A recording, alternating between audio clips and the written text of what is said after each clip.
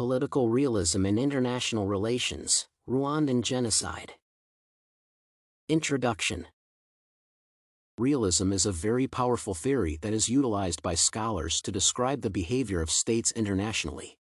Scholars holding this theory believe that the unit of analysis is the state, implying that they neglect other actors such as bureaucracies, societal variables, that is, geography and ethnicity, and the roles of various offices. In other words, the theory holds that only actors in the international system affect the behavior of states. For instance, variables such as polarity, international law, and anarchy have profound consequences on the state.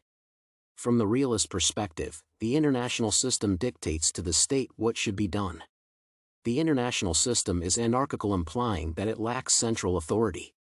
Therefore, changes in the international system dictate foreign policies within the state. Realists would observe that each state is concerned about its national interests.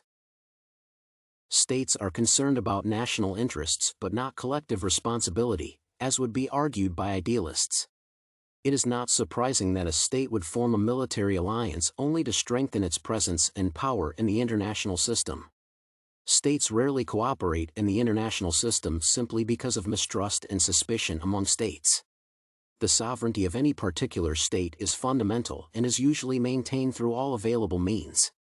Realists rule out ethics and public opinion since they interfere with policy formulation in global politics. The global system exists according to the Hobbesian state of nature, where life is short-lived, anarchic, and brutal. States play what is popularly referred to as a zero-sum game, whereby one state loses while the other gains. This was what happened during the Rwandan Genocide. In the international system, international organizations only exist as long as the superpower exists. In other words, the actions of international organizations such as the UN are influenced by powerful states. There is no global authority, as was the case with the Leviathan, which was supposed to oversee the affairs and general welfare of states. The powerful states could not gain anything in Rwanda, which is why did not intervene in time to save lives. National interests could include ideology, economic gains, socio-cultural influence, diplomatic achievements, and military domination. The U.S., which was a superpower at the time, could not achieve the above materials, hence intervening was a waste of resources. In the Middle East, for instance, the U.S. has been quick to intervene because national interests, which are economic and military, are achieved. Scholarly views. According to Samantha Power, the U.S. president visited Rwanda to apologize for the behavior of his state and for not intervening to save lives. Through this, he showed that the U.S. had done nothing to avert the war, mainly because nothing could be achieved from the deal. The U.S. facilitated a meeting that saw the withdrawal of the UN peacekeepers. This proves that international organizations are controlled by powerful states, as stated by the realists. Despite having powerful technologies, the U.S. could not utilize them to prevent hate speech from reaching the public.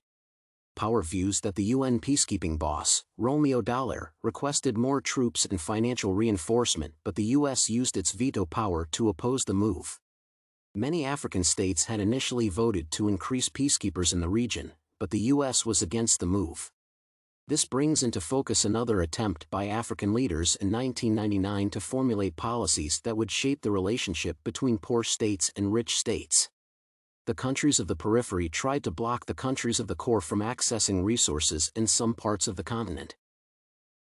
The U.S. urged the African states not to attend the summit since it could affect the national interests of the U.S.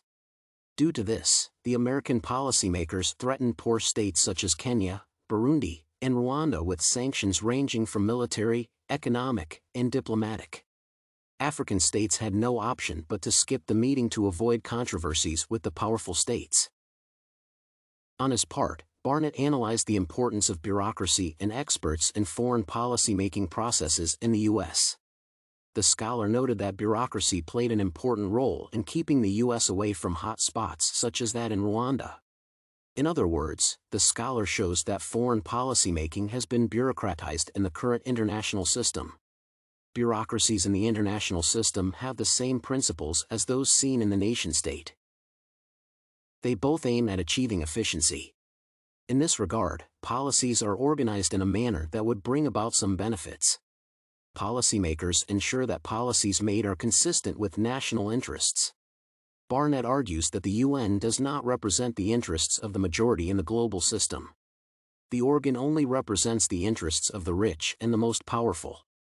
This is evidenced when the UN Security Council failed to endorse the proposal suggesting the increase of foreign troops in Rwanda. He further notes that there are specific differences between the laws applied globally and within states. However, the scholar observed that some similarities between national and international bureaucracies exist. Policies makers experience some problems when formulating policies to be applied globally. They usually attempt to balance national interests and morality in the global system as much as possible. In the Rwandan case, Barnet found himself in between the hard place and the rock. He never knew whether to formulate policies that would better the lives of Rwandese or make policies that would fulfill the interests and wishes of American society. He says, such indifferences are a testimony to the dominance of the needs of the organization over those of the individual, a testimony to the primacy of the universal over the particular. However, he surmises that bureaucrats tend to make laws that go against the wishes of the community and justify the same with transcendental inviolability.